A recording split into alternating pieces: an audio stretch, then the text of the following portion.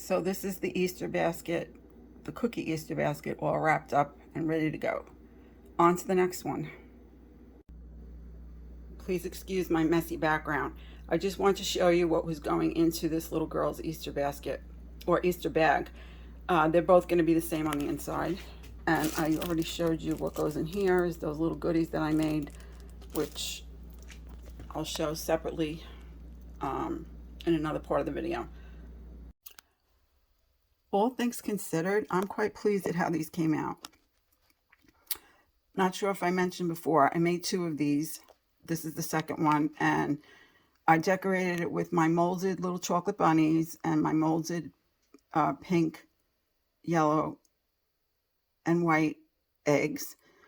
On the bottom, you can see these speckled jelly beans, and then these little tiny eggs, the yellow, pink, and blue, are Hershey's white chocolate molded little eggs. And then here we have a malt ball, and I also put some sprinkles, and everything is glued on with the chocolate wafers.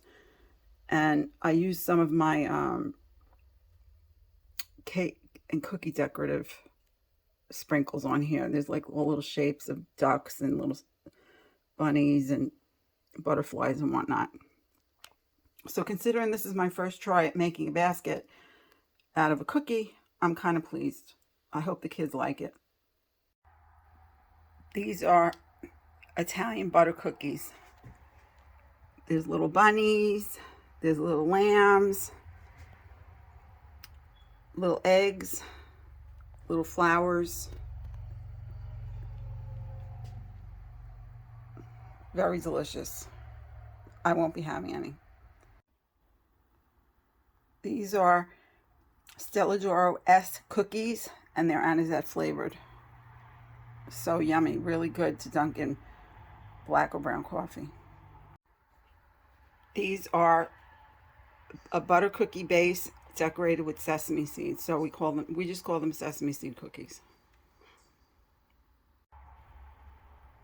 These are straight up homemade peanut butter cookies. The kids love these. Can't ever make a basket without these in them. These are vanilla wafer and chocolate wafer dips. The rainbow cookie sprinkle cookies. I think I already showed you these.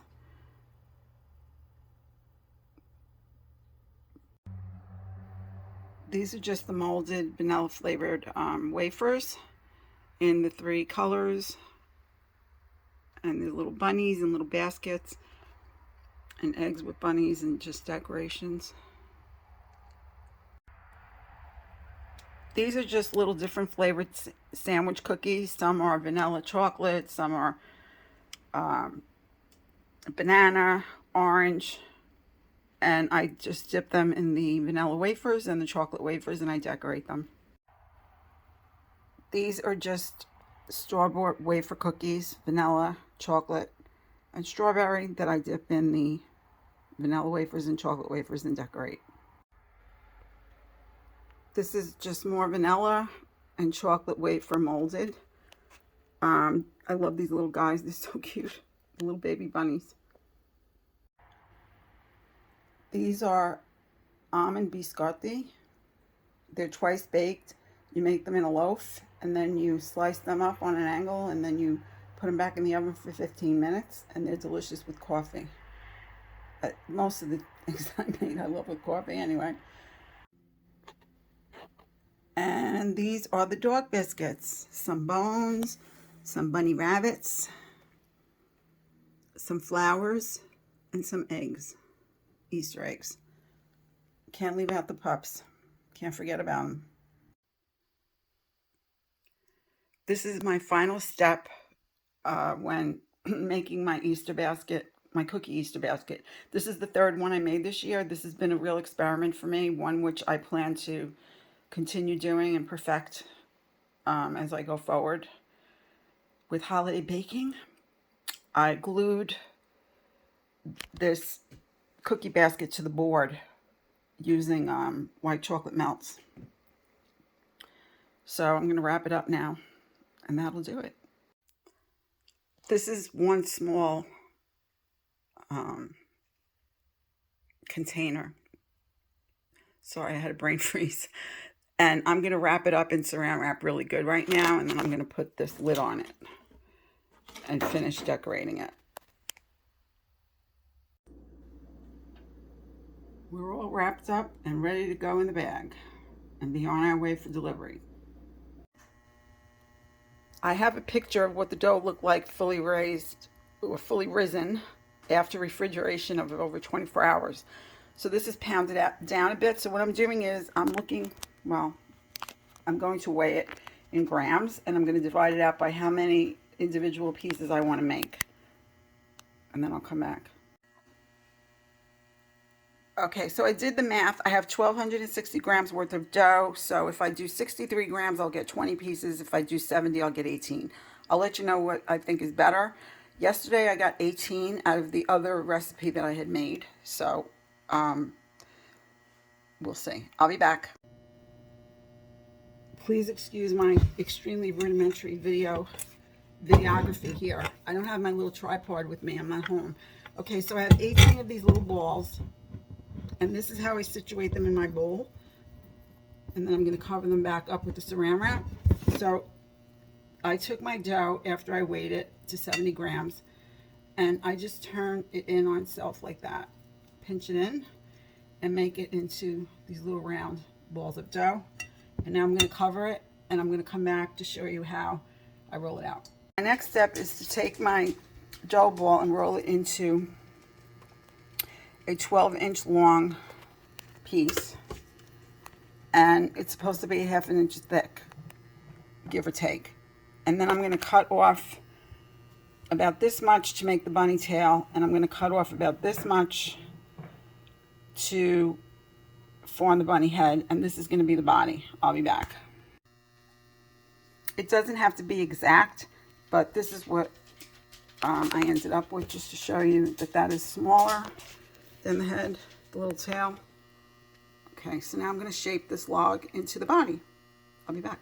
Okay, so I've rolled the log of dough into the body on itself. Just roll it, and then these are the little feet, going to be the feet. This piece sticking out, and this is the tail, which is going to go here. I turned it in on itself, the dough, and I pinched it. And then this is going to form, sorry about that,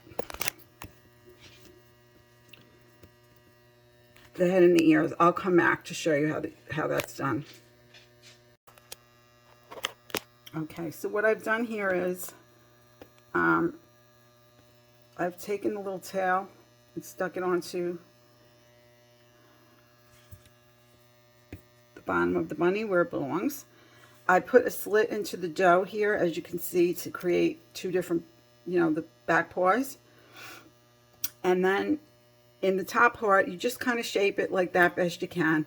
You put slits into the two pieces that are making up the bunny ears, but don't go to the edge, you'll have 4 ears. And then I made a hole for the raisin to make the bunny eye. I don't have black raisins, I only have the golden, so I did use them yesterday, it worked fine. So now this is going to get transferred to a baking sheet covered with parchment paper, and I'm going to cover that with plastic as I continue to make them, and I'll come back when I have 8 made. All right, I have finished my first 8 bunnies, and what I did is I put my little slits in the ears, and then I made a hole for the raisins. The raisins are going to pop out. You just put them back in. It's not a big deal. And when these after 15 minutes, I'm going to cover them and put the timer on.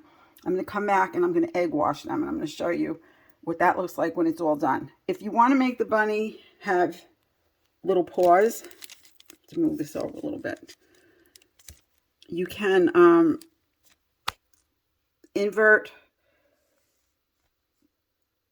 from this, turn it over, and you'll get this. So I alternated. I made some of each. I did get the bunny making instructions from 2 different videos, and I am going to link everything for you in my description box in case anybody's interested in checking it out. So I'm going to egg wash this and make sure all my parts are stuck on before I bake them. So I'll be back with that part.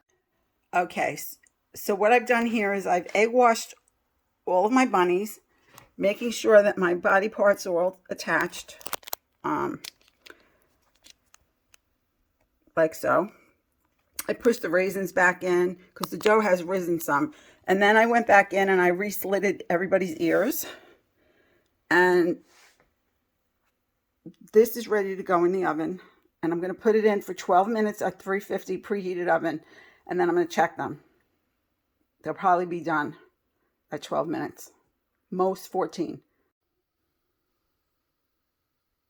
Now I'm going to make a wreath. So what I did is I rolled out that same size dough, the 70 grams of dough, into a pencil shape. I made it 12 inches long. I then flattened it. And then I took, as you can see here, I'll put it back together for you. So when I flattened it, it pretty much looks like this, right? And then I take the tip of my knife and I slowly go up and make my slits. But I don't cut it at the top. I'll show you here. Okay. See how that goes? And then I roll it a little bit, very gently. And I can keep rolling it as I go. So now what I'm going to do is I'm going to braid it. Try to do this one-handed here.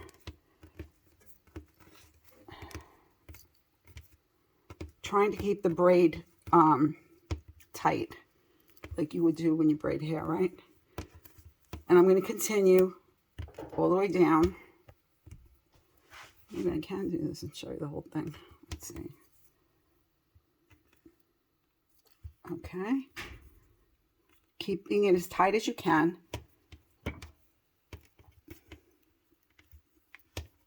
Very delicate. This, if you're using this dough from Buon-A-Petitti, sorry about my fingers. This is a very, very soft dough. It's forgiving, but it's so luscious to work with. It's really beautiful dough. And you can stretch a little bit until you, I should have my tripod here with me. Okay. Get to the end and then crimp it. Then we're going to bring it around and crimp it like so at the top. And basically that's your braid. Then you just transfer it to the baking sheet, which I have here 2 more bunnies that I made. And I'm going to make 2 wreaths now. And that'll be the last of this dough of the 18 pieces that I've made. So I will be back. These are the little Easter bunny Easter breads. All done. Looking beautiful. Smells delicious in here. The Easter bread is ready to go in the oven. The final product. I think these came out adorable. This is my first time making this in many, many years. And I never made them into bunnies and little wreaths when I did make them.